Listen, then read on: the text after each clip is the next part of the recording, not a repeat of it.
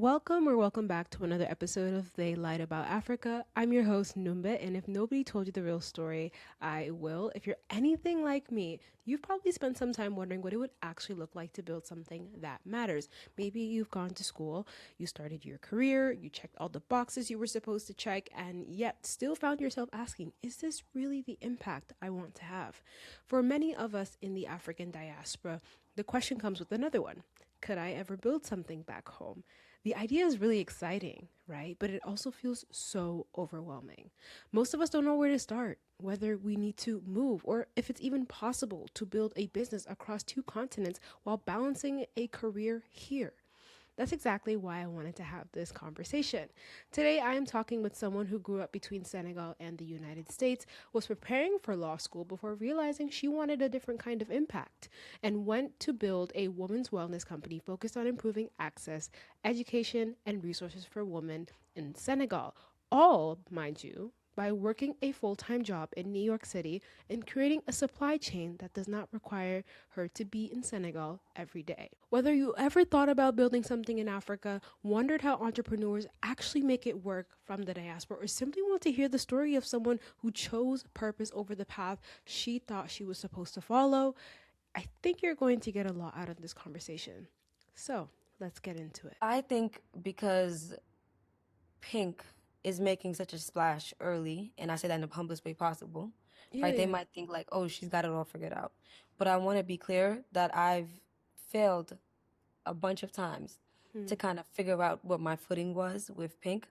And that's why Pink is what it is today. So for entrepreneurs out there and people in general who are doing something that is scary and out of your comfort zone, just understand that I did it a couple times and fell straight on my face and continued to get up. So I hope that inspires people to understand that failure doesn't mean anything. It just means that you're learning a lesson that you can apply later, and that success will come. When you said that you've done this a couple of times and you failed, did you try putting out the exact same product you're putting out right now, or did you try different things? Like, what did that look like? No, I tried different things. Like I'm the type of person that I'm interested in everything.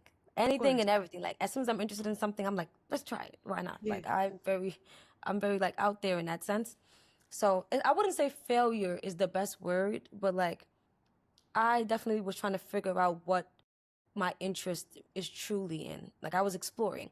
I don't like to use fail, but I was exploring. And throughout exploring, I just knew that one thing. I knew that I wanted to have a business. I knew that I wanted to be an entrepreneur. I know that I want to build, I want to strategize, and I want to create an environment that makes people feel safe. Yeah. Right? So I tried a couple of things. I had a clothing, I still have a clothing brand. I just have Okay. transitions from the CEO to creative director, so I could Okay. be the CEO of Pink. Yeah.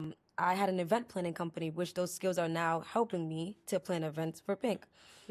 I did nails in college, but that was like a college job for me, and I got to learn how to market a business through there. But none of those things were things that I wanted to do long term. So, but the skills that I gained from those are truly invaluable. Like I couldn't ask for nothing more, and now I'm applying those skills to Pink. So I appreciate every experience. Yeah. No, I appreciate you for being really transparent about that because I feel like when it comes to entrepreneurship, a lot of just see the end goal and we don't really see everything else that, an individual has gone through to get to where they are. Like if we look at some of the biggest, millionaires and billionaires of our time right now, Mm-hmm. not super happy about how much money they got, but That part.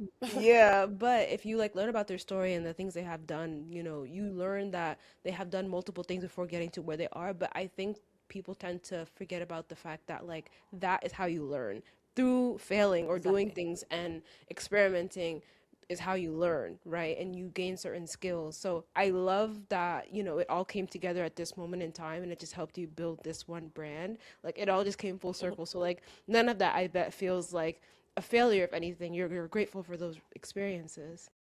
Yeah. Exactly. I mean, at the time, I'm like, dang, why isn't this working?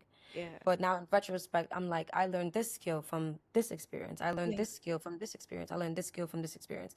And all of it kind of accumulates into being able to run Pink at like my most experienced self, I Mm-hmm. say. So I appreciate that. And I hope everybody out there knows that. Yeah. And then the clothing brand and the event planning business that you started, were those based in Senegal or were they based in the States as well? They were not based in Senegal. The Okay. event planning business was based in the States. Okay. My clothing brand was based in the States, and like Okay. I did nails in college, and I went to school in the States, so they were Oh, not based in okay. Senegal. This is my first Senegal-based business. Wow. So even though you gained so many skills through those experiences, I can only imagine like it was another hurdle to do it in another continent. Oh, So we'll get girl. into that, but Oh, yeah. Beyond the yeah, hurdle, it's like a mountain. But yeah, yeah. we'll definitely get into that. Yeah. So, from what I understand, you were born in the United States, and Senegal has been part of your story, like many of us in the diaspora, where we come from, where our parents come from, has always been a part of our story in some way, shape, or form. Mhm. Growing up here, though, in the United States, what did Senegal represent to you, and how did that relationship evolve before you returned 6 years later? Right. To me, I feel like growing up in the United States, I was lucky because my parents always spoke Wolof at home, and like they were really adamant about like keeping us connected to our Senegalese roots. Like we'd speak to family members at home. We're eating chip. Like we didn't eat American food at home, so my favorite platter is chebujan at the end of the day. Hmm. Like we were very stuck to our cultural roots. We're watching Senegalese shows, Senegalese, listening to Senegalese radio, and watching Senegalese movies or whatever. Like we're really in tune with Senegalese culture. Hmm. And I think that was very important for me growing up because then I felt like, oh, I'm Senegalese.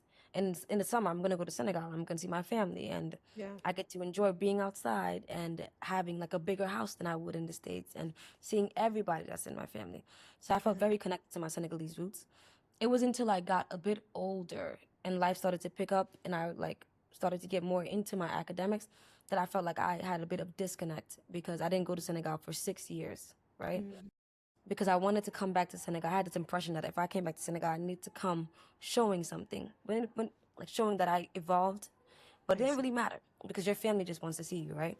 Hmm. So when I Hmm. returned 6 years later, at that point, I had a career. I graduated college. Like I felt like, yeah, like, look, guys, like I did all these things, right? Especially for my grandparents, I wanted to make them proud. But I noticed that in that time, that I didn't really know anybody anymore. They didn't really know Hmm. me anymore. I Right. spoke Wolof, but I had a super thick accent. Like Hmm. there were words in Wolof that I forgot. Senegal is completely different to me. And I was like, oh wow. While I'm on this chase for whatever, like life is still going on. Hmm. And the people in Africa are still there. And some of them are not. Like I lost my grandma during that time. I lost my uncle during that time. I lost so many people that were really important to me. And I'm just like, what am I doing? Like I wanted to be more connected to home. So that 6 years really opened my eyes because so much changed Hmm. and I didn't expect that. It's not like the people back home just pause and then you go live your life. No, they change. They're evolving. They're living their own life. So for me, it was kind of eye opening. What is it that you felt like you were chasing in the United States? For me, it just feels like, I guess, success. Because I guess, like, our parents come to the United States because it's the land of opportunity. And one thing I always heard is, I came here so you could have a better life. So for me, it felt like I need to deliver on that better life so that I could make my parents proud for the sacrifices that they've made, right? But that's a very unhealthy mindset because it makes you feel like you just gotta go, go, go. And then you're not in tune with reality. So once I grew up, I kind of was just like, dang, like you can't put this much pressure on yourself because Hmm. you're still, this is my first time on earth, right? This is Right. your first time on earth. This is Of my course. parents' first time on earth. We're all just kind of trying to figure it out. Hmm. So it just seems like a lot to put all that on one person's shoulder. But I think we were just chasing that American dream. Like I hate to say it. I mean, right now it's like an American nightmare, but at that time, it was an American dream. No, I get it. I find it so interesting how, like, you mentioned growing up, you were surrounded by your culture constantly, and, your parents were adamant on making sure that you understood the language, your culture, and knew where you came from. But at the same time, when you're being reminded of the fact that your parents made sacrifices for you, it pushes you away from the culture. So it's like a double-edged sword. Like you're kind It of just is. like really focused, so you kind of have to like find that balance, that middle ground. So you eventually were in the US and you were going to school, right? And you studied political science and you were studying Africana studies and then you were also preparing to go to law school. So tell us about that experience. Like what did you study and do with that degree? And at that point in your life, what did you imagine your future looked like on top of just like that tug and pull, back and forth with the culture and then chasing that American dream? For me, I think at that time I wasn't even thinking about the tug and pull. I thought like I'd just have a good job in America and then I'd be able to take care of my family and my family back home. So for me, it was just kind of like, yeah, I'd just stay here and I'd get a really good job, right? And as I grew up, when I was growing up, I really had like a tug and pull between wanting to be a doctor and wanting to be a lawyer, right? And I used to want to be a doctor up until like literally right before I went to college. And then that's when I got interested in law because I shadowed a lawyer and felt like it was interesting. But I wanted to be a doctor and I wanted to, from the beginning, build a hospital in Senegal. Like that was always my biggest goal. Because for Right. me, like I noticed that there was just so much lack of access and quality medical care in Senegal and in Africa in general. So I want to do something about that from a young age because I lost people in my family due to like the medical care not being up to this like a high standard here, right? For at least for regular people, right? Yeah. Yeah. So I wanted to build a hospital up until I got into my teenage years, and I'm just like, I'm not going to school for 10 more years, so Yeah. I need to figure out something else.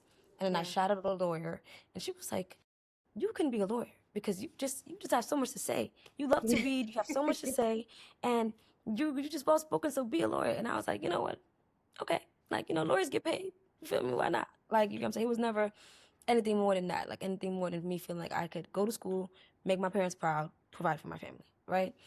So once I got into college, I'm like, this is real life. Like I'm studying political science, but as I'm studying political science, I'm like, politics is just like as it's a funny word that they say in Wolof called kekkerekeow. I've never heard Politics is that. a bunch of it's my grandma loves that word, but it's a really funny word. But it's kind of like it's just a bunch of like games. That's the easiest way to explain it. Politics is just a bunch of games, and I wanted to go into law because I thought it would help me make a change. Yeah. But upon studying politics and law, I'm just like, how much Yeah. of a change can I really make with this? Especially with Yeah. a system that's built a certain way that you can only go so far without being like stopped, right? So then I was just kind of like, I don't know if I'm really that interested in it anymore. And I knew for sure that I was not going to school for something that I was not interested in anymore. So I stopped. But nonetheless, it just still piqued my interest in wanting to make a change in society, period. Like I just decided I can make a change, but in other ways. And it was all about finding out which path I take. Yeah. And where did the Africana studies come into play? Was that because of like your interest of kind of connected to, like you said before, you wanted to build a hospital back home on the ground? Um, you had a little bit of passion, I can tell from there, with the continent, with the motherland, with giving back. But the Africana studies, did it come from that, dream that you had of becoming a doctor that you no longer wanted to chase, but like there was an aspect of it that like you kind of wanted to still look into? Was that where the Africana studies major came from? Honestly, I love being African. I Yeah, can't lie. period. So Yeah, if I'm gonna have the opportunity to get a minor in learning about African culture, I'm going to do it. Like I really yeah. just saw it as an opportunity to do something that I loved. I loved Africa. I love African people. I love being African. So I'm just I like, love that. why not learn more about our culture? And my Yeah. Africana studies classes were the only classes I enjoyed. Girl, I was on time for those classes. I was on time, and it was Yeah. fun for me to connect things through history to my family and my actual life in Senegal and like Yeah. what I experienced in Senegal. I'm like, oh, I know this because I Yeah. did this. So it was just very interesting to me. Like I wanted to learn more about being African because at that point I knew that I was not with my parents anymore and I still wanted that culture. You know what I mean? I didn't want to lose that part of, you know, my life. I love that. And I find that really interesting because I feel like a lot of the times you'll meet a lot of people, and it's definitely not their own fault. I think it's due to their environment sometimes, especially in like maybe more predominantly white spaces where like the last thing they want to embrace is where they came from, Yeah. and it's really refreshing to see that. And I think because also growing up in NYC, it really helps being surrounded by, it's like a melting pot. You're constantly surrounded by, Yeah. Senegalese people, and naturally like that's your environment. So then you have no choice but to love where you come from. One thing I've noticed from interviewing people across the diaspora is that the decision to return home is rarely just about moving to another country. It's also about confronting assumptions you didn't realize you had. We grow up imagining what life on the continent is like, and sometimes those assumptions hold true. Other times, they completely fall apart. For Ami, one of those moments came from something most of us would never think twice about until we needed it ourselves. Yeah, that visit was December of 2024. Okay. And if I could describe it in one word, I'd say riveting. Like that visit literally rocked my world because I went into that visit saying like, oh, I'm gonna go see my grandparents and I'm gonna go show them all my accomplishments and I'm gonna make them proud and I'm gonna do this and I'm gonna see everybody. And it was riveting for me in three major ways, right? One, Senegal had completely changed from as I left it. The last time I went, I was 15. And then I went again when I was, no, last time I went, I was 15. Yes, more than 6 years. Because I went Wow. when I was 15 and then I went when I was 23. 23, 24. So So that it was was eight more than years. that. Mm-hmm. Yeah. I went again after 8 years. So I was Mm-hmm. just like, hold on. Yeah, Is that the stadium? yeah. The airport is where? 2 hours out? I Why the know. airport so far? Like, I'm I like, huh? I'm like, what's yeah. going on here? So it changed because Senegal changed. So that was riveting. And then obviously I didn't leave. The last time I was there, my grandma was there and she passed within that time. So my grandma's house was very different. And then I also just saw a change within myself that I didn't expect. Like I noticed how it felt to be back home, how it felt like I belonged, how good it felt to be around my family, how good it felt to live in a house where my entire family lived in the house, how good it felt to wake up and see my grandma and on my other side and be able to talk to her every day, how good it felt to eat murotnen like it was nothing, right? Like eggs and Yeah. and bread exist in America, but it just Mm-hmm. doesn't taste the same, It don't hit right? the same. That It don't bread hit is the same, no, it'd right? be So off it was just there. like Yeah. it was a new experience, and then I was Mm-hmm. just like, so you're telling me my people are fighting to leave this haven? Granted, there are things that are wrong with back home, for sure, but there are Mm-hmm. also things that are wrong with America. Oh yeah. And I realized in that moment that if I had to choose, if I had the means, I would choose back home in a heartbeat. Period. I said, damn, I feel really bad for my parents and the parents of all other, like, first generation people who migrated to America because they left this familiar, warm place that they know with all their family members and their loved ones to chase a dream of having a better opportunity in a place that's brand new, where they had to face xenophobia, racism, just so many different things, and start anew, learning a new language, and working really hard, leaving everything that they know and love behind. Like I felt this sense of sadness, immense sadness for the reality that they're facing and the journey that they had to take for a better opportunity. And that, like for whatever reason, like it was like a click in my head. I said, I need to come home. I need to figure out how, but I need to come home. And that pretty much inspired my whole move back to Senegal trip and then that whole era. Yeah. Well, that's so beautiful, and I completely agree with you. I feel like when you go back home to Senegal, especially when you're being fed narratives throughout your entire childhood, if you're based in the West about, the continent being primitive and there not being a lot of water and kids being poor and all of these things, and then you go Mm-hmm. there and then you realize that it was all false, because we're such community based or oriented people. You always Mm-hmm. you see your neighbor every day. They say hi to you. They come over. Y'all eat at each other's places, even though y'all are basically strangers. And here, you stay in your Exactly. house. You don't talk to nobody. It is lonely, Nobody. you know. Mm-hmm. And then you realize, like, damn, like, like I want to say socially is much better over there, but then For sure. economically too, economically it is better here, but it's richer over there, but they just have been stripped of those things. So it's like really sad seeing that. Now I remember you, when we were on the phone, you mentioned to me that when you were on that trip there was like a sense of freedom that you felt like you were chasing, in the United States, Mm-hmm. for a very very long time, but that sense kind of just like went away. Like what about being in Senegal made that freedom just no longer something that you wanted to chase? I feel like it's really the realities of the struggle that exists in Senegal because, like you said, Africans have been stripped of their very rich resources for hundreds of years, and that Hmm. continues today, right? Yeah, yeah. So there are neighborhoods and people and families and people like are really struggling, and this Hmm. is real struggle. Like this is struggle without government assistance. This is struggle without EBT. Like this is struggle without like the housing authority. Like this is real struggle. Like if you're struggling, it's over. It's over. Like Hmm. there's no one here to help, right? Yeah. And for me, kind of facing that reality was eye opening. I'm like, sheesh, I'm over here talking about I want to be rich. Some people like again because there's this narrative of people like stop saying Africans are struggling because then it feeds into a narrative. But this is the reality. It There is. are people here who are truly struggling that don't have stuff to eat, and it's the people in the community who are feeding them. Yeah. It's people, the everyday person who are feeding them. So if that person doesn't pass by there one day, or they don't cook lunch one day, or they don't do something one day, then that person really is struggling. Yeah. It's not like America where there's a government that you could rely on for housing programs and food programs. It's very different. Like we have to help each other, person to person, directly here, and that's the difference, right? Mhm. That kind of opened my eyes. I'm like, I'm over here talking about cars and clothes. Like, who cares about that? Who cares? Like, and to me, I saw that Senegal was modernizing, but that level of struggle still exists. So we're Yeah. getting newer stadiums, and people are driving nicer cars, and people are building bigger houses, but there's still a row of people that are not eating.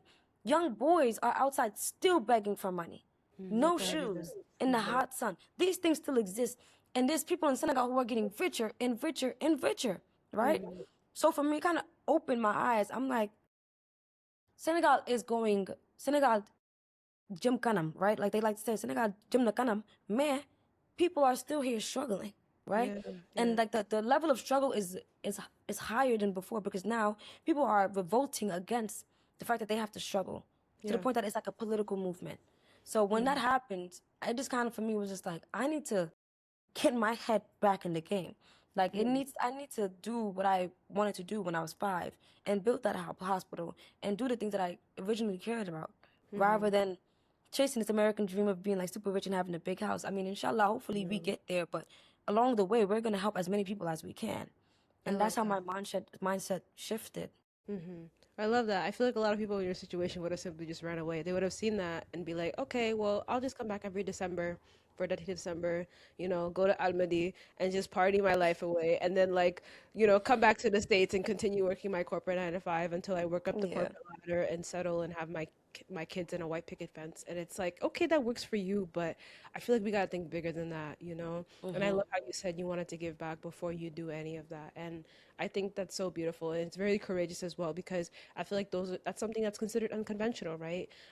And the things that are considered unconventional are the scary things, and no one wants to do the scary things. So, it's really brave that you did that, and really commendable, considering that you saw the struggle and you decided to sit with it and think about it and figure out what you were going to do to participate in making sure that this was no longer a thing. So that's really great. Now, you had mentioned a few of them, including the Taliban, including the people just like, really struggling in the communities, helping one another when it came to that. But when you were back in Senegal after the first time in like 8 years, you realized a lot of difficulties. What were some of the things that you saw that really stuck with you? I think like one night that I remember very vividly, because you said it. You said we'll go to Senegal for the December and we'll party in Almadi. Girl, that was me. I was outside, Period. right? I'm Hey, gonna say it, hey, right? we're all victims. Right. At the start of my trip, I'm like, yeah, yo, like me and my friends, like, we're gonna go outside, we're gonna get cute, like, we're gonna Right. dance, and and then we go outside, we're coming out the club, it's daylight, right? Mom, don't watch this, but it's daylight, and we come out the club, and we're bombarded with moms and babies and toddlers Mm, coming to beg for money, right? So I'm like, hold on, what type of dystopian? Like, right. these moms got up early, or whatever they had to do, or whatever the situation was, stayed up and are with their kids, coming to the nightclubs to catch the people coming out the nightclubs to beg for money. Obviously, it's not just a thing in Senegal, right? Like, this happens in other third world countries. Like, it is what it is. I'm not downing Senegal for it, but for me, it kind of snapped. I'm like, I just went inside this club and had a blast with my friends. Mm. And now I'm like, oh, I can't wait to go home and lay up under my blanket. And there's another woman out there who Right. says, okay, babies, let's wake up. We got to go to the club and do this. Like, you get what I'm saying? And for me, that reality, like, really struck me. Like, I was like, whoa, we're living, like, a totally different life. Like, for me, it kind of gave the Hunger Games. Like, District 11 is Yeah. like, you get what I'm saying? Like, and I don't ever want to be a part of the Capitol. Don't No, me associate me neither. with that. I was Yeah, ashamed. Like, you get period. what I'm saying? I was like, hell nah. Like, Yeah. that kind of, like, I told my friends, I'm like, yo, I'm not, don't invite me nowhere. I was like, I don't want to say traumatized is the word, but I was just kind of like ashamed, like of having that experience. And I remember my friend was like, yo, if you give, like, they're like, give them like 1,000 francs, like, you get what I'm saying? Because then, and I'm like, no, I'm gonna give them more than 1,000 francs. But as soon as I took out that bill, they're like, everybody's running, right? Like, literally, everybody, all the kids are running, and it's like mad kids running to the taxi to see if they can get some money. No, when I tell you, that wallet was empty. I gave them all my money. I said, here, take it, please, take it. Yeah. And then because I was doing that, it just kept attracting more people. Like, you get Yeah. what I'm saying? Yeah. And like the people running to me, and that experience never will be so vivid. It would be always be so vivid in my brain Mm-hmm. because like it gave me goosebumps because the way that we're just out here like fine and we're doing okay. Like there are kids who are watching their moms. They're not going to school, right? They don't get to put on their book bags and their little shoes and get their braids done in little bobos like I was when I was 5, when my dad was taking me to school in Harlem. They don't have that experience. They gotta have to get up at 5 a.m. in the morning and go with their moms to the neighborhood strip and find a way to find something to eat that day or to survive that day. Mm-hmm. And that reality of having 3, 2, 5 year olds literally getting up and going to work struck me. And I said, oh no, nah. I've been in America a little too long. I'm living too much in a haze. I need to snap back into reality because my thing is, if my parents came here to give me a better opportunity, the least I can do is pour back into my country and give these people a better opportunity so people don't have to keep leaving Mm-hmm. our glorious, beautiful countries Yeah. to come live in places where they're not accepted and they're not loved for who they are. So that was Mm-hmm. just my experience with that. Yeah. No, that's definitely something that would stick with you forever and will constantly, you'll be reminded of the moment that plane goes right into Dakar and you feel the heat coming in the, in the aircraft, like you already know what you about to walk out to. Like it Hmm. doesn't even happen in those areas too. Like I remember when I had gone to Senegal around like 2023, I believe it was, I had stepped out of the airplane and walked out of the airport. Before I even got in the vehicle, there were already people like asking for money. And then the crazy thing is, you talked about how the airport is so far. It's like 2 hours away from. It's just it's so far. And then Hmm. you're driving out of the airport and you see how long it takes for some of these people to even get there by foot just to come Hmm. and ask for money. Like that will completely change your perspective about everything. It will make you snap back to reality. It'll make you realize the life that you're living may be lavish, but you know, there are people who have it more difficult than you out there. Like, what are you gonna do about that? Genuinely, Hmm. what are you gonna, and like you said, it makes you think about what your parents did for you, and that it only feels right that you owe it to them to like, in your people to like give back. You Hmm. and what if they say, you know, like Hmm. it's not going to do anything to you. You know? You don't lose nothing from it. Yeah, you don't lose anything. Yeah, and so on top of the talibes and the people coming to you ask for money, I remember when we were also on the phone, you had mentioned that one of the first things you did back in Senegal, it was not build a business, but it was raise money for like around $10,000, I believe, for the talibes in just a few months. Tell me about that experience and why was it that experience or was it that story you just told me that made you want to do that and what did that teach you? So just to make it make sense for like everybody watching, me experiencing that story and just experiencing seeing the level of struggle in Senegal that still existed while Senegal was modernizing, but the people were not. Not even modernizing. Senegal was moving forward and getting more modern, and people were getting more rich, but like the average person was not. Mm-hmm. That experience inspired me to want to move back home. So when I came back home after that trip, I said, within the next 6 months, I gave myself a deadline. I need to figure something out. At that Yeah. point, I had a full-time 9 to 5 job working in one of the biggest banks globally, right? Wealth, correction, wealth management firm globally, but it is also a bank. And I worked hybrid. So I was like, okay, I need to move home, but I need to make money because there's people that rely on me. So how can I make this happen, Mm-hmm. right? So I'm like, I need a job where I can work from anywhere. And at that time, that was a very hard thing to get because everybody was just returning into office and it wasn't a thing. So Yeah. I made it like, oh, I'm gonna get a job where I can work from anywhere and I'm gonna go live in Senegal. So I can see exactly what's going on and where can I fit in. What can I actually do to make an actual change? Because I need to experience living in Senegal firsthand to see what I can do and be here every day on the ground. So 6 months, like literally 4 months later, found a job, right? I said, okay, December, I'm out of here and I'm staying. Well, I said December, I'm out and I'm staying Said, because I was I'm starting that new job gone. in December, right? Yeah. I said Yeah. December, I'm out and I'm not coming back. So I literally told my friends, I told my family, they said, are you sure? Like, what job do you have that's going to allow that? I said, listen, Allah knows best, right? So I went home, I went to Senegal in December, and I told my job, I said, listen, I'm not coming back. And thankfully, they were very understanding and they were very supportive, and I appreciate them eternally for that. So I stayed in Senegal, and I'm like, okay. So I'm exploring a new country, brand new country. Honestly, I speak Wolof, but majority of people speak French, which was very confusing for me. Like, you go to a store and people are like, and I speak Wolof, and they're like, I don't speak Wolof, and I'm like, the native language? What? Like, but the thing is, a lot of expats move to Senegal from other countries, right? So that's very cool, right? People come from other countries and they come live and work in Senegal because Senegal is very modern. Yeah. Like, it's very on the up and up, which is amazing. Period. So I'm learning to like assimilate into the community, and I start this series where I'm exploring Senegal as a girl who randomly moved to Africa, right? Yeah. And as I start the series, people are like, I'm getting new followers, I'm gaining an audience, and like all these things are happening. And I'm like, okay, like I'm gaining an audience, but what am I gonna do? Like, what am I gonna do about the things that I experience here? How am I gonna make a change? And so as I'm gaining an audience, I think one day I came across the smallest little boy I'd ever seen. He was like literally 3 apples tall, and he was begging outside of the Brioche Doré, which is not funny. But no, but when I tell you he's this big, barefoot, no shoes. I'm like, what's your name? And he's like, my name's Ablai, right? I'm like, Ablai, my name's Ami. Nice to meet you. And I'm like, let me show you where my house is, right? So I take him to my house, and I'm like, this is my house. I want you to come every day and get whatever amount your ustaz is asking you for, so you don't have to beg. And he's like, are you sure?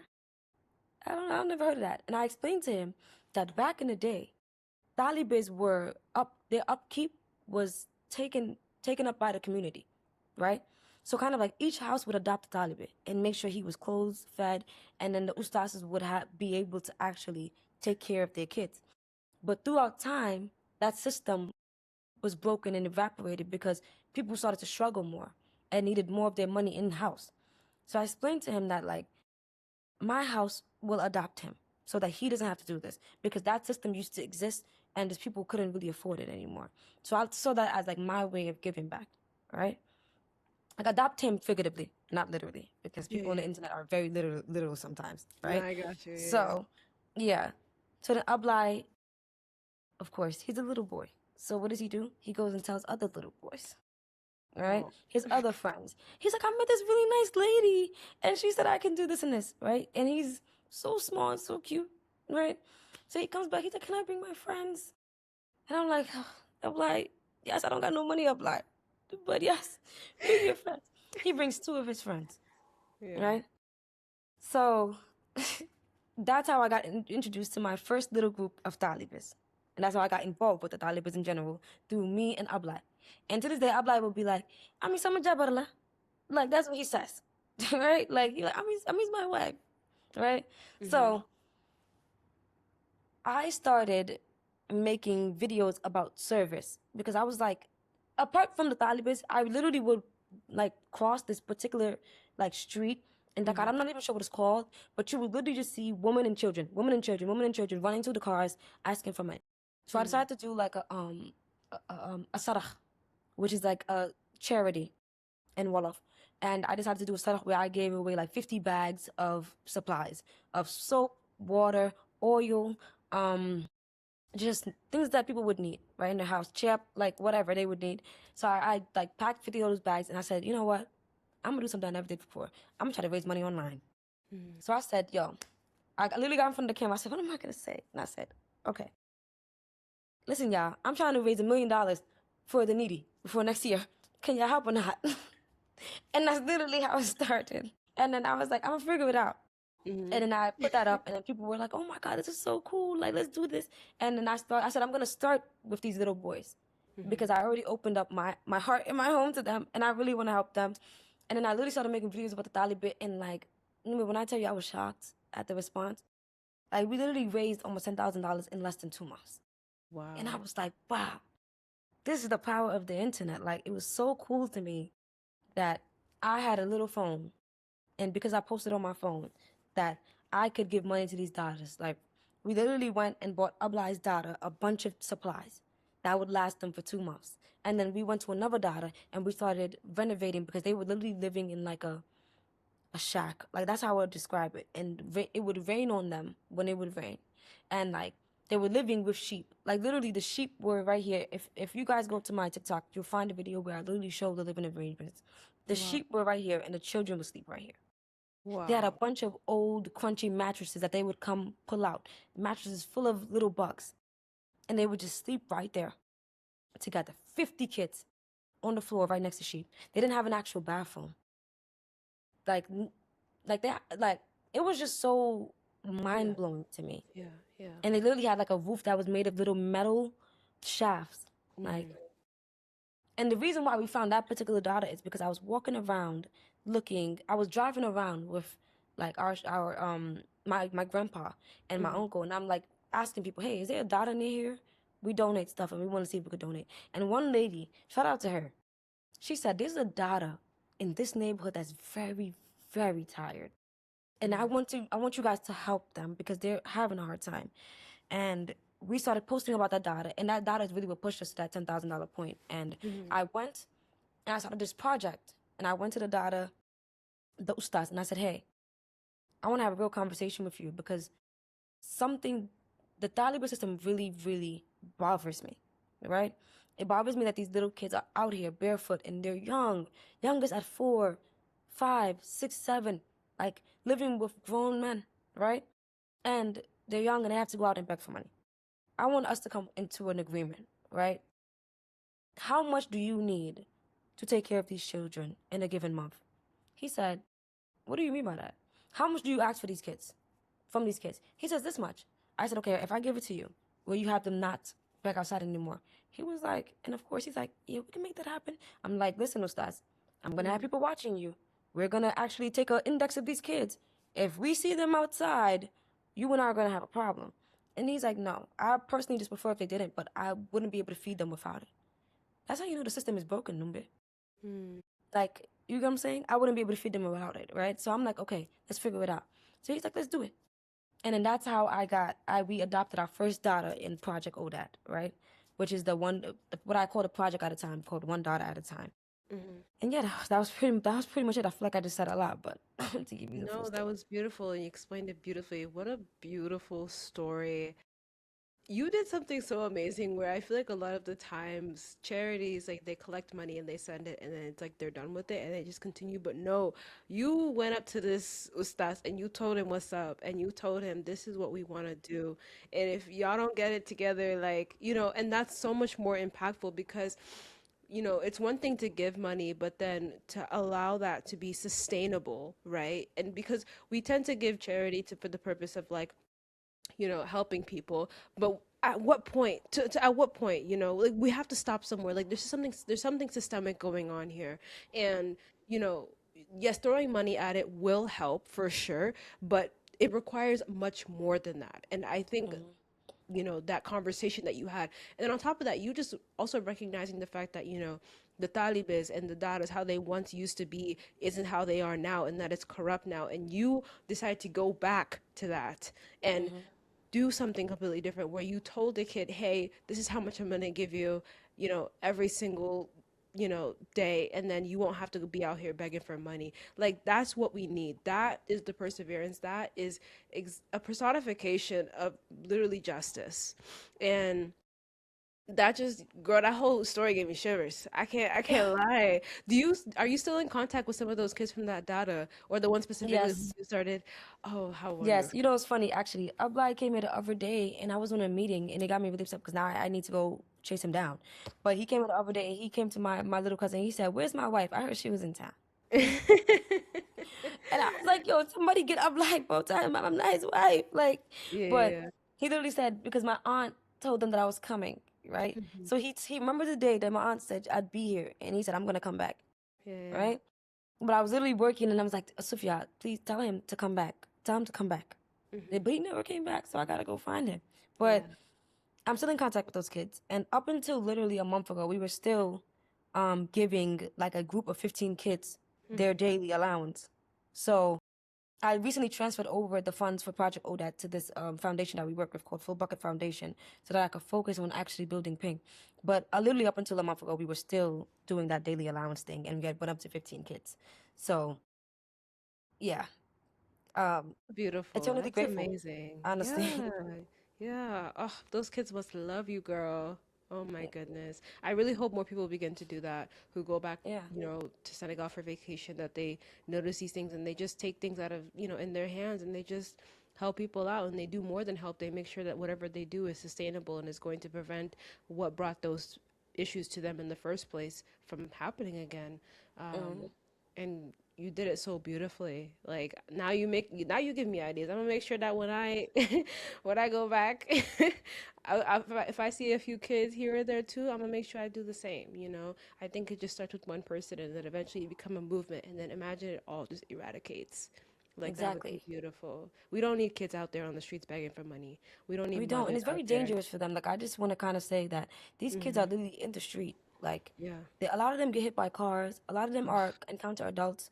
A lot of them are facing major injustices like sexual abuse and just Hmm. crazy things that nobody is really like. Obviously, there are foundations out there that are doing a great job of No, they investigating it, are for like the sure. Full Bucket Foundation, but it's so widespread Hmm. that not a single person can make the change, right? Yeah. So, Yeah. like, if everybody really tried to pay more attention to it, and then, like, while I was doing this, the craziest thing about it, Number, was that people were like, "You're not gonna be able to fix this. It's a cultural Mm. thing," and I'm Mm. like, "Do It's we want to not a claim this as a cultural part of our thing. culture? I don't know, y'all." No. Like, I don't know if y'all want to claim this as a part of our culture. And there's a lot of Senegalese people who really were in my comments like, "Oh, wow, they've been around for so many years. Like, this is a cultural thing. Like Yeah. they're actually not doing anything to them. They're not facing any problems. They're not being abused. Do we live on Earth? Is this a reality, or are you living in a dream then? Because Nah. the kids, a lot of these kids, like, are literally facing things that are so insane, and then they grow up to be adults who then also hurt other people. Like, Exactly. and they were It's a just first cycle. saying like, "Oh, Taliban then real." I would be Please. real too if I was going through that. Yeah. What are we saying? Like, what exactly are we Exactly. talking about? These kids are not living a cushy life. They're literally struggling every day. They're not getting the love of a parent that kids deserve. I would be there too. I would be worse. Like, Yeah. what are we talking about? Like, I just don't like the whole stigma around the Taliban, and a lot of the reason why I decided to build a business based in Senegal, and I'm starting with a women's based business, but Hmm. I have much bigger plans for Pink. Period. For Yeah. me, Pink is not about a product. Like, Hmm. for me, Pink is about a mission. The reason Yeah. why I decided like I need to start a business in Senegal is because there needs to be changes economically that contribute to a better future for Senegalese people in general, right? Hmm. And that's for the average person, more jobs. For Yeah. people who are going to school and get these bucks and these BFMs and don't end up having jobs, right? Yeah. More Yeah. jobs, more opportunity for young people who try really hard to gain those degrees and don't have the opportunities, Hmm. right? More companies that actually stand for a cause, that build foundations that actually donate to people who are trying to make changes and and actually donate directly to the people who need help and need those changes. For 'Cause I sure. realized that the amount of money that I need to actually contribute to Senegalese society is not going to happen by crowdfunding, or at least not alone, Of right? course. Of So course. that was one of the things that I thought about when I said I should probably start a business, but like what type of business? And that eventually snowballed into Pink. Yeah. No, and I love that it's just a wellness brand. You had corrected me on that, and I appreciated you for correcting me on that because it made me realize, like, wow, like I love how you're not just making pads. Like, I feel like the reason why you're calling it a wellness brand is because there are so many other issues that are happening in our society in terms of wellness that I can think of off the top of my head Mm-hmm. that this could be the catalyst of and just lead into a bunch of other things. What struck me listening to Ami wasn't that menstrual products were available in Senegal. They were. It was that availability and accessibility are not the same thing. You can walk into a store, see products on a shelf, but that doesn't mean that they're affordable, that they meet your needs, or that women actually have meaningful options. That's a distinction we don't talk about enough. And it's exactly where Ami saw an opportunity to build something different. So I'll get a little personal right now. Me personally, I'm a very sensitive person in general. I have sensitive skin. The only thing I'm not is emotionally sensitive, thank God. But everything else is sensitive, right? So I am a very sensitive person. So I went through a myriad of challenges from in my feminine and intimate health, right? Yeah. And I had to figure that out on my own. Like, there weren't really a lot of solutions out there for me, and I had to literally do the research and figure it out on my own. Of course. Now, when I was moving to Senegal, obviously I randomly moved, right, and randomly stayed in Senegal. So for me, it was kind of like I'm gonna go to Senegal and like settle down a little bit, and then I'm Mm-hmm. gonna come back home and get everything I need, and then go back to Senegal. But it Mm-hmm. didn't ended up happening. It didn't end up happening that way. I Okay. actually decided to just stay. And Okay. one of the things that I didn't think about was the fact that my period would come the next month. Mm. When my period came, I was lost. I was like, where do I get pads? Yeah. Is there a company out here that sells pads? I go on TikTok, pads, no pads. But there's 10 hair salon companies that sell skin bleaching. Hundreds of skin bleaching companies, but not a Yeah. single company that I could buy a good quality pad. So I Yeah. was like, what? Girl, I literally had to buy the diapers for older people. And this gets like literally that was the best quality something I could find, right? Mm-hmm. And I'm out here just wearing that like there's nothing wrong with that. We love diapers on this end, but it's not. It Mm-hmm. wasn't what I was used to, right? Right. So I experienced firsthand the lack of access.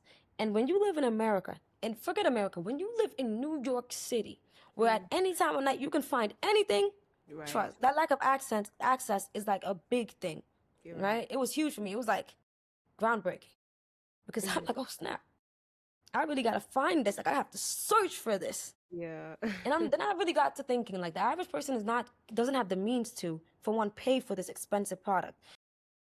Two, do the actual search it takes to pay to get this expensive product. Or three, also have the education to understand that this product is good for them, right? Mm-hmm. So I was like, this is a major gap. Like this is not a minor gap. This is a major gap Yeah. because women are getting their periods every single month. There's a woman on her period there's millions of women on their period every single day. Imagine that. And there's nothing to actually give them a good experience, Mm-hmm. right? Yeah. Women are still using rags, which are better for the community, but not always better for them, right? Women are still using thick pads that have chlorine, dyes, and of absolute worst perfume. Your pad should not be lavender scented. Your vagina does not need to smell like lavender, right? And I'm gonna say vagina because our biggest thing at Pink is we want to start saying these words out loud, Yeah. right? Period. You want to start using the correct terms for things. No nicknames. You're not calling it the kitty cat. You're not calling it a cupcake. Okay? It has an actual name. So we're gonna use that name. Like it just like for us, it's just we wanna do three things: Yeah. clean, clear, and be intentional. Clean Yeah. products. We wanna make sure we are clear and educate our audience about it. And we wanna be intentional about how we make our products and make sure our box tells you exactly how our pads are made. We literally Yeah. have the layers broken down and we explain what each layer is because that's what African women deserve. They deserve that level of transparency. So we started with this because for us, it's not even like a money thing. Like our pads are organic cotton top layer, no perfume, no chlorine. And women deserve that, and that Mm-hmm. is what. That's why we started with menstrual health, and that's why we started with menstrual care because we really want to make a shift in that area. I love it, girl. No, and heavy on the education part of it and just like saying these words out loud because why are periods such a taboo, not only within the culture, but even between women? Mm-hmm. Like in our culture.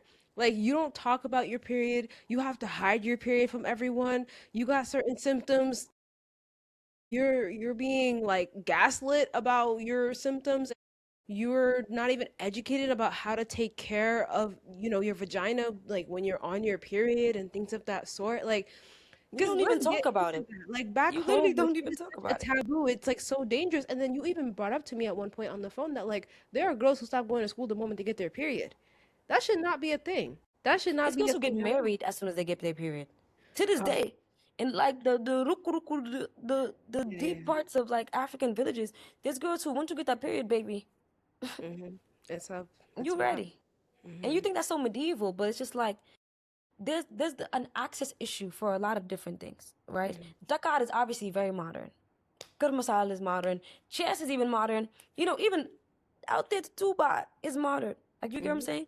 Yeah. Casamas is even modernizing a bit. But, like, there are deep rural villages that they're still following these cultural customs that are just outdated. That's why in a lot of, like, in a good, let me say not a lot, in a good amount of African countries, we're still doing, like, feminine clippings, right? We're still doing like women actually getting their pieces cut off. Like, I'm not even trying to be too, you get what I'm saying? Like, because the lack of access and education is just Yeah. crazy. No, It's extremely dangerous. it is. It's so dangerous, and you're passing it on generation after generation, considering how the world is changing all around you, and you just want to be so stuck in your ways. Like, I am so glad that you're educating about this because I feel like talking about these issues that are so taboo, like even growing up, I feel like me personally in the West and growing up in my culture, even though I was in the United States, I was still being surrounded by these taboos. And Yeah, it's so exhausting. And like it is. when you get to like your ripe age of like 22, 23, you start unlearning these things and it's so Hmm. like, oh, I didn't know. I didn't like it's very dangerous. I'm really glad we're having these conversations. And on top of you also starting this in Senegal, I noticed that you're doing a lot of, publicity for it in New York as well. And that is just as important because even though the taboo is surrounded by, many individuals who are on the continent, on the ground, Hmm. that carries itself can carry itself with It does. migration as well, and a lot of people are also being affected by it. I can't imagine how many people saw your video who are in the States not even realizing that some of their pads may have chlorine in them, maybe Yeah. that they were being told as little girls that you have to smell this and that because when you got a husband and you don't smell good, he's not going to want to be with you. Hmm. You know what I mean? Like it's not limited just to the ones who are living on the ground right now in Senegal. It is transferring even here. And I'm so Hmm. glad that on top of you just launching your product in Senegal, that you're bridging the diaspora and Hmm. those on the ground to Yeah. make sure that they're also receiving the same messaging and they're understanding what this brand is about and the issues it's trying to tackle within our community. Yeah. I Yeah. mean, yeah, the biggest reason I even did that is because I want to inspire more Africans to do the same thing. Like, there is no way I will make the amount of change necessary to truly make Africa go forward. Africa has been stripped, stolen from, taken advantage of, disrespected for years and years and years, right? Hmm. And our parents did what they could so that we could be educated, so that we could have good jobs, so that we can make a good amount of money, so that we can have, that strong passport, like they like to say. And Yeah. I feel like it's only right for us to do what we can do so that people, like I said, again, I always say this, people don't have to keep leaving. Like my dream Senegal is a Senegal where people are not going on these boats and crossing the oceans to go to Europe to have money to feed their families. A Yeah. dream where people are not flying to Nicaragua and then walking hundreds of miles to Texas so that they could feed their families. A dream where people can stay in their home country, have a good job, and have enough money to feed their families and don't have to go years without seeing their parents. 30 years, 20 years, you're in America illegally and you don't see your family members. And FaceTime and video call just became popular, what, 15 years ago? Yeah, it So hasn't you even only been see that long. pictures of your family. There's no video. You only hear Yeah. their voice. Yeah. That's not fair. People shouldn't Mm-mm. have to not see their family members anymore because society isn't helping them the way that it should. Yeah. Like my goal is to inspire other people so that they understand that, listen, I can make a change. I can take my capital and take it back home and make a change in the community, create jobs, invest the money back into my country, give charity within that as well. Just because you are a bystander of something, even if you're not a person who is quote unquote, like you said earlier, you said I was brave, quote unquote brave, Mm-hmm. or quote unquote like a outgoing, or quote unquote like fighting for change. Even if you're not that person, there's little things that you can do to make these changes. Mm-hmm. For example, like adopting a Taliban, telling your family back home, hey, find a Taliban in the neighborhood, let our household adopt him and make sure he's okay. Mm-hmm. Let's actually watch him grow up and make sure that he's not being abused or taken advantage of. Yeah. That's one little thing. You don't have to move to Africa to do that. You don't have to move to Africa to donate to foundations like the Full Bucket Foundation, who are on the ground actively fighting these issues. You Yeah. don't have to move to Africa for that. I Yeah. just want more first generation people to actively think of Africa because it's so easy for us, and this happened to me. It's so easy for us to be in America and have these opportunities and forget that there are people that we left at home. I agree. Yeah. Yeah. I think this is where a lot of people underestimate entrepreneurship. Identifying a problem is one thing, but building a solution people trust is something completely different, especially in a space like women's health, where you're asking consumers to switch products they use every single month. You're not just competing on price, you're competing on quality, comfort, education, branding, manufacturing, and trust. That's where the real work begins. I definitely had a 9 to 5 and a 5 to 1. Like, Mm, but that's because it was worth it for me. Like, it was worth it for me. Like, I started building Pink in January of 2026, and I just launched it in July of okay. 2026. Hmm. So Pink has existed in my world. I had the idea before that though, but I started actively doing it. Pink has existed in my Pink existed in my world for 6 months before it existed in the public, right? So it was a lot of work behind the scenes for me, and a lot of just kind of like putting my head down and doing it. Hmm. Like I had to disappear, but that's not always what needs to happen, right? Hmm. Hmm. So it wasn't easy. I'm not gonna sit here and lie and say that it was easy. I had to lock in, as people would say. Like I do a lot of like work behind the scenes that nobody would see, right? Hmm. And people are just now starting to see a little bit of. So yeah, it was hard, but it was. I'll do it 1,000 times over. Yeah. I do it over and over again Period. because it was worth it to me. Like you get what I'm saying? It was worth it to me. I got to Yeah. do what I loved, and I was lucky enough to be able to work a job and do what I love. Like Hmm. thank you, alhamdulillah to that. I can't ask for nothing more. I Yeah. was tired as hell, for sure, Yeah. but I am privileged because I was able to do my job and make money and also do what I love, and Yeah. I am very thankful for that. Um, in terms of building in Senegal and having a supply chain that doesn't need me, well, for one, there's this connotation of African people in general that everybody's gonna steal from you, and I think that all that really is who do you have around you? Mm. How well can you read people? Mm. Like you need to be able to have somebody you trust. You will not be able to do this between the U.S. and the Senegal if you don't have somebody you trust. Yeah. And you cannot let that stereotype, that's not even 100% false and a gross generalization, deter you from trusting your people. Yeah. I agree. Like, there's a savior complex that comes with, oh, they just want to take my money. Mm. No. You need to trust somebody. You need to find somebody you trust and trust them. Yeah. And it's easier for you to trust them because the way my supply chain is built is Senegal is now evolving off digital payments. I can take payments digitally while not being there. Yeah. So if it's a financial issue where you're saying like I want to see where the money's going, baby, you can run your money from anywhere. You can run Yeah. it from Japan. You can run it from Ohio. It's digital payments. We Yeah. Pink only accepts digital payments. We don't accept cash, and that's just Mm-hmm. our reality. We'll be one of the first Senegalese companies to do that, but that's because I have to run Pink from anywhere, right? I want Pink. I'm not handing Pink over to anybody. And I need to be able to see what's going on in my company, right? Mm-hmm. So we take digital payments. And if somebody needs to be able to take a digital payments, we'll figure out a way to get your money digitally. We'll teach you how to use digital payment systems because we love education. We'll walk you through it, even if we have to stay on the phone for 30 minutes, right? We want you to be connected, right? So that's just how I build my supply chain. I'll be able to run the financials, the people that I trust, and the people that I love, and the people that raised me to be who I am will Yeah. be able to do a lot of on the ground work when I can't, Yeah. right? So Yeah. that's my supply chain. And some people be like, you're so dumb. You trust them? Listen, I like to leave things in Allah's hands, right? Yeah. I'll do my Yeah. best to make sure I can, do my due diligence. But other than that, I leave things in Allah's hands. Whatever happens, happens. As long as we're making sure we're fulfilling our orders and stuff, I'm good. But what I would recommend is take advantage of Orange Money and Wave and Tap Tap Send and there's Yeah. another one. What's it called? Weasel. Yeah. Everybody is modernized. It's gonna be very rare for me to find somebody that's having their period that doesn't know how to use Wave. No Yeah. man. That'll be very rare. Trust me. Yeah. That's a certain age group. Them people are on them phones. Yeah. For So sure. personally, I'm taking advantage of that fact and Mm-hmm. using that for my supply chain. We're relying on digital payments. Shout out to the digital companies who are actually doing the work in tech so that I can actually benefit from that. Shout out to y'all. I feel like even myself, I witnessed, people like your relatives like relying on their, own relatives and them screwing them over, and it's really sad, right?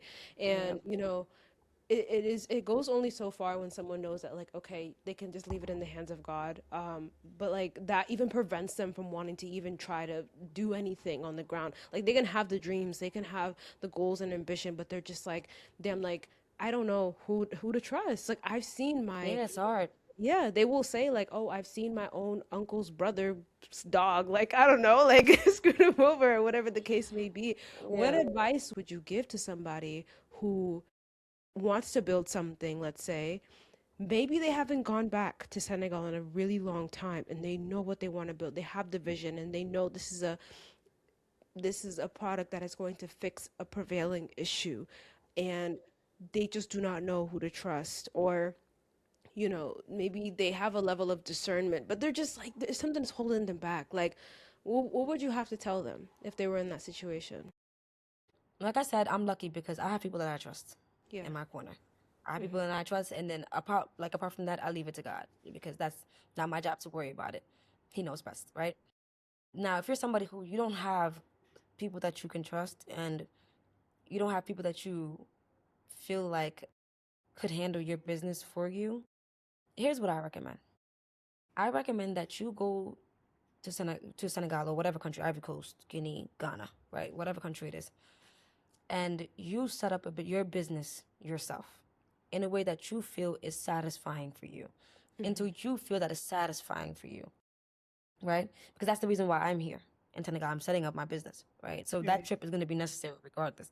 Yeah. Like, I'm not saying you're going to have to stay here forever, but you're going to have to make sure that you know the in, the outs. As Senegalese people say, the vruku, the whole backbone of your Yeah. business. You need to know your business in and out like the back of your hand. So that Mm-hmm. eventually, when you find staff and when you find employees, because you will need it if you want to live a life between the states, Of you course. will have to be able to just release that trust Yeah. and allow somebody else to take over. You have to delegate in order to Mm-hmm. grow, Mm-hmm. right? You will have to trust somebody, but so that when you have to let that person in, you know when they BSing you. You get what I'm saying? Because Right. you know your business like the back of your hand. Mm-hmm. Don't think that you're not gonna have to do the work to actually know your business. Know your business so when somebody says, well, this person waved, but it didn't go through. You can say, how did the wave not go through? Doesn't wave Mm-hmm. give you a confirmation? Right. Don't let it happen again. You can Mm-hmm. say that because you know how the system works. Mm-hmm. Don't Mm-hmm. try to build a business in a country where you don't know how the system works. I did so much research. I took so many months because I was researching Senegal in general, Yeah. business in Senegal in general, and making sure I knew my business like the back of my hand. And that's why Mm-hmm. I'm here, setting it up myself, fulfilling orders myself, doing everything myself. So I know my business like the back of my hand. So I can Period. say, make sure you know your business. It's not going to be a passive business, not right now, at least, but it'll be worth it if you're interested in building in Africa. There's a lot of opportunity here, and there's a lot that you can gain, like not monetarily, but as a person, you can gain from building a business in Africa. Yeah. So that's the advice I would give. Yeah. No, that's really good advice, and I think it is necessary to a certain extent. Like, if you're not willing, if you don't not willing, if you don't know anyone personally who you could trust, and to that sort, you have to be on the ground. And on top of that, I think the best piece of advice you just gave was know your business like the back of your hand and the systems that are needed to keep your business running, because no one will be able to screw you over, and people won't Mm-hmm. mess with you when you know what you're doing. Because a lot of the times people Never. get like people who are building houses, for instance, on the ground, and they're sitting over here, like they will do whatever the heck over there because you don't even know what's going on, You and don't. you don't even You don't. have the courage to say something because you're just like, you don't even know, you know, like in the back of your head, that this could have been prevented if you did your research, if you knew what you wanted, if you knew how to Exactly. do what you had to do to get there. So I definitely think, like, know the business in the back of your hand, know the things that you're going to use from that country in the back of your hand, and then no one can do the fonto. Exactly. Can't do the front door, can't do fork, yo. But Yeah. at the end of the day, like people go build land back home and they're like, I've been building my land for 3 years and they keep saying it's almost finished. The way I fly over there, what y'all doing? Let me put my chair right down here and watch y'all build this house. What? Right. Right. But Yeah. obviously, people don't have the resources to do that because they have to work, right? They can't just go and watch people like that. So it's kind of an unfortunate situation, but that's a good example. Like people who build land back home, but they don't understand what it really takes to build land. Like people are buying land that belongs to somebody else because they don't do the Girl. correct research and go to the city and ask if this plot of land is actually sold or belongs to somebody else. Or that problem could literally be fixed if you just go to the freaking people who jetted the land. They will Yeah. tell you if it's owned by somebody or not. Yeah. Like Yeah. I just feel me, but then they just it's just that blind trust and that excitement of owning something, of having something, that causes that, right? Like a quote that says that like a desperate person will always be taken advantage of because your desperation will shine through. Like people will take Yeah. advantage of you because you're rushing to do something. There's no rush. So I took my time to build the foundation of PYNK. There's no rush, right? The rush is we want to help people, but the rush is not like I want to make money or Period. I want to Yeah. own a company. Like that's not the rush. right? Hmm. So Hmm. I Yeah, would just say also delayed take your time. gratification. Yeah, delayed Take your gratification time. for sure. Yeah. Yeah, and you mentioned that, you understand it's really hard to do something like that because you may not be there on the ground constantly. And that leads me to my next question. You were working a full-time job while building Pink. How were you able to manage that and just balance the two at the same time? Did you like work the moment you logged off, you locked in? Like, what are the things that you did in between to make sure you were sane? How was all of that? No, I set that schedule. I had to set that schedule. Like I also Yeah. work for a startup, which I think is important to note because what Okay. that means is I'm basically working all the time, Yeah. right? So and at my startup, I'm a chief of staff currently. So that means that running ops strategy and just like the backbone of the ops for the company. So it's a high stakes job. Mm-hmm. So for me, I kind of just got into the mindset that I would be working hard. I'm not gonna lie to nobody. I just had to tell myself, like, girl, I just need you to lock in for a few months, just a few months. And for me, I'm somebody that I love to be comfortable, Mm-hmm. and I love myself being comfortable. I'm the type like, girl, you tired? Okay, go to bed. Like, you know what I'm Yeah. saying? I had to Yeah. get out of that mindset because I can't just do what I want to do because I want something else that's greater, Mm-hmm. right? Mm-hmm. So for me, I kind of set a schedule where I'd work my job when I needed to work my job, Mm-hmm. and then I would literally give myself a buffer after work. Like usually, if I have to work for my job, like something will come up and I'll log on real quick and I'll deal with it and then come back to it. Mm-hmm. But I said between 5 and 6, I'm gonna give you a break, right? So during that break, I'd go watch. Like I was obsessed during this time. Young Sheldon got me through this. I don't know Oh, why. I I just love like Young that show. Sheldon. It's just a I very love cute it. show. Yeah, it's Yes, a it's just very cute. sitcom. Yeah, you Yeah, don't it's have to a think too sitcom. Like I much could about laugh. it. Yeah, it's Yeah. not too much about it. It's not too much. Like I already had too Yeah. much in my mind. So I'm like, I'm gonna watch a cute show. So Hmm. I'd watch Young Sheldon. I'd eat a little bit, and I'm like, all right, 6 o'clock is hitting. I'm on a laptop. AirPods is in. I'm on a laptop. So, and then from 6 to like 10, I'd go straight through working, and then I just kind of like eat dinner, work a little bit more, and go to sleep. I had a strict schedule. And I did things like I'm the type of person I did things to make me want to get out of bed. I actually, this is kind of funny. I don't even want to direct people to this page, but I actually created a page called Lock In with Ami, Yeah. which required me to actually film videos very frequently so that Yeah. I would get up. And Okay. that also, I had a fear of being perceived Mm-hmm. before I started locking with Ami. And I knew that if I wanted to start a company, especially this type of company, I had to get over my fear of being perceived. I never wanted to be seen by too many people. So I Mm-hmm. was like, or perceived, because being seen and perceived is a different thing. I never Yeah. wanted to be perceived by too many people. I like to say that I'm kind of an introvert. I'm kind of shy. Like sometimes when I want to be. So I said, I got to figure out a way to get out of this. So I'm like, I'm going to make social media videos every day talking about locking in and motivation. And like, girl, I said, I felt so cringe. I was like, like, like I just felt so cringe every time I had to do it. But the more I did it, I made hundreds of videos talking in front of the camera. Mm-hmm. These videos that required me to get up every day and get myself ready and sit in front of the camera and talk. And these motivational words were just playing in my head over and over again because I'm saying it. It's like I'm talking to the camera and I'm posting on TikTok for people, but I'm motivating myself.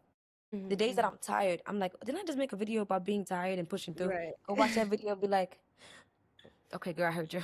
Let me go back to it. Yeah. That was my cheat code. Like, You that's the you little solved your procrastination. girl. That was my cheat code. So, Yeah. if y'all want to do that, I recommend that. Because Yeah. that really got me through it. Shout out to Locking with Ami because I don't do it anymore, obviously. I don't even have time for it anymore. But I Mm-hmm. even gained like 1,000 followers on there. I was like, oh, snap. Like, people were really engaging with the content. I was like, period. Yeah. But it really helped me deal with the fear of being perceived and deal with procrastination and also deal with like getting out of bed and getting ready and getting dressed every day and getting locked in for my day because I'm already up and talking and I'm already dressed, so I might as well do the work. So Right. that's kind of like my super secret tip. Yeah, okay, I'm gonna use that super secret.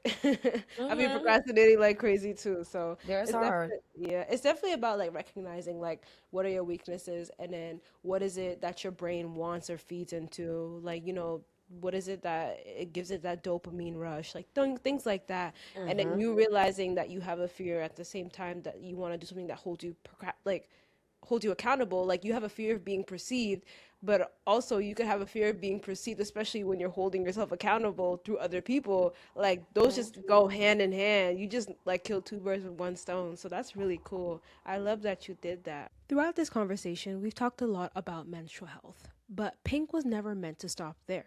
It's a woman's wellness brand, which means the long term vision extends far beyond a single product. What I wanted to understand before ending our conversation was how Ami sees that vision evolving, what comes next for the company, and what success actually looks like 5 or 10 years from now. I feel like this is something because like this is because of the way society presents Africa in general, not just Senegal, but just Africa in general. Like you said before, they think all Africans are what thirsty, live in huts, and Yeah, don't have any clothes, right? yeah, And this isn't even a diaspora issue. This is a society issue, of right? Because course. diaspora, Yeah, we know we what's know. going on. Yeah, We know what's going on back home. We know, yeah, right? So yeah, we know that we're living luxury lives in Africa, not in America. It's the switch for yeah. us. But in general, like people in society, people think that there's no money in Africa, there's no opportunities in Africa, that Africa is just in need of pity and resources from other people. Baby, all of the world, I mean, people come from Africa, Yeah, right? All the world's major resources, majority of it comes from Africa. yeah, Gold, diamonds, Africa. Africa is a extremely rich land. I feel like people think that there isn't any money in Africa, there aren't any resources in Africa, but Africa is literally the place where everything has derived. yeah. People, many resources, gold, diamonds, more than that, right? The Africa is so rich in resources. Africa is exporting resources all over the world. Each African country has their own export. Yeah. The issue is the import is the problem.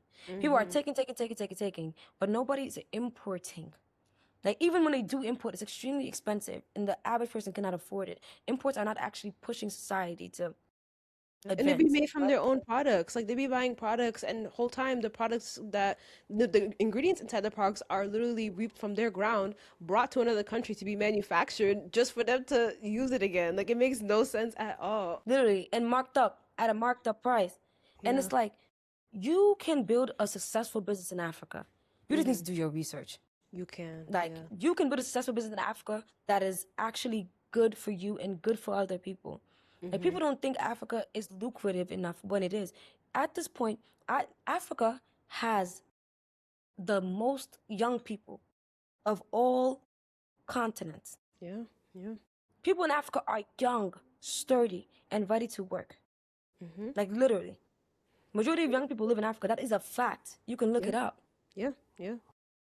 Even in the next couple of Like, years, one in like four people you'll meet will be African. Africa is home to the most arable land in the world. Like we have what are we opportunity. doing?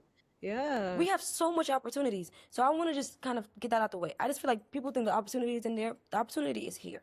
And Yeah. the more that you sit back and you relax and you think that there is an opportunity in your homeland, the more Yeah. people like me and people like Numbe will swoop in and take that opportunity and you'll miss it. Right. Everybody's gonna miss out So, like they did in the 2009, what was it, recession or whatever. Everybody wish they had yeah. invested in like Netflix and whatnot. People are missing out, especially like our own people, which is really sad because if you go on the ground right now, you'll see so many people from different places who are building businesses right there. You see a Oh lot my of people gosh. coming from China. You see people coming from Lebanon, the Middle East. Like they know what's up. It's and we're gonna be the last to it's crazy. We can't like just let them take everything and do everything because we have an advantage where one, like these people, we have family back home and And we we're the also can speak the majority. language. Yeah, we are the majority. And also when Hmm. people are gonna build these coming from these other places and build these businesses, I don't think they're gonna have our people in mind. But we may because we understand what it's like. We have parents who have left this place in the search for a better life. We know what the realities are, what the culture is, how the culture operates. You know what I mean? But if we're gonna allow these people who don't even know a lick of Olaf to come and build these things for the sake of capitalism, like it's not gonna go well. And we're all gonna sit back and be like, damn, I wish. No, you know what? We're not gonna be like, damn, I wish. We're gonna blame it on them. This like we have to blame ourselves at one point because right now is the time to do your research, to invest, figure out what that business is gonna be. That's where the real bread is at. And no shade to people who are doing their corporate 9 to 5 and they're working up the corporate ladder. Like cool, that's like sustainable and that's security. But it's just like you got to think outside the box. Like there is Yeah. much more out there. And then on top of that, like we talked about people earlier, people leaving, constantly leaving. Like that's not good for anybody. We need them to. We people should be able to stay in the comfort of their own homes and make their bread and live with their families and not have to not see their parents for over 20 years. And Yeah. if we build these things, we create sustainable jobs and for people to stay and to just live a regular life. Yeah. Exactly. Yeah. Yeah. Exactly. Migration, immigration in general is not a regular life. Yeah. And especially it's not now. It's Mhm. even worse now. Mhm. Like, it's not a regular life. This is Yeah. not this is not a good like experience for It's anybody, not for the families and not for the people that have to leave their families. mhm. Yeah, Like, and it's I get it. It's a difficult. good opportunity. You come back to Senegal, and everybody I meet, they're like, "Oh, you have an accent from Gambia?" Nah, I'm from New York. I want to go to New York, right? Mhm. I'm like, you don't want to go to New York, You can like, you know what I'm travel, saying? but don't think you're gonna stay there and just live there Yeah, forever. like, Like, you don't want to go to New York. Trust me. Like, for yeah, them, it's like, oh, I think if I go there, I'll live a better life. Yeah, you live a better life economically, but do you live a better life mentally? Do you live a yeah. Their better life mental health socially? will deplete. It will deplete. Deplete, deplete. Like, we really have to talk Yeah, about mental health within people who immigrate. Like, yeah, it's so bad. yeah. It's so bad. Mhm. And the reality is, like, we are the generation that is benefiting from this terrible, terrible experience that our parents had to go through, right? And because we benefit from that experience and we have so many things that come out of it, like, well, a perfect English accent. I got to go to Yeah. college, right? Like, I get to do all these things, all these opportunities that I'm extremely immensely grateful for, right? Mhm. I got to do all these things because my parents left their families behind. I Mhm. just feel like the least we can do, the least we could do is kind of look back home a little bit. Even if you don't want to move, you don't have to make Mhm. the big move. That's not what I'm asking. Yeah. You don't have to give all your money away to charity. You don't have to do that. I just want you to pick a project, pick an initiative, pick a foundation that is trying to help. You don't have to do it yourself. Pick a foundation that is helping people in your country and just say, yo, I'm going to commit to this foundation because I have some type of privilege and this is how I'm giving back. Everybody does not have to build a business. Everybody is absolutely not meant to build a business. Of course. Being an entrepreneur is extremely hard, all Mhm. right? It's not everybody's cup of But tea. Mhm. it's not everybody's cup of tea. And Mhm. you really struggle Yeah. for a long time before it's Mhm. successful, right? Yeah. So, and I'm ready for that struggle.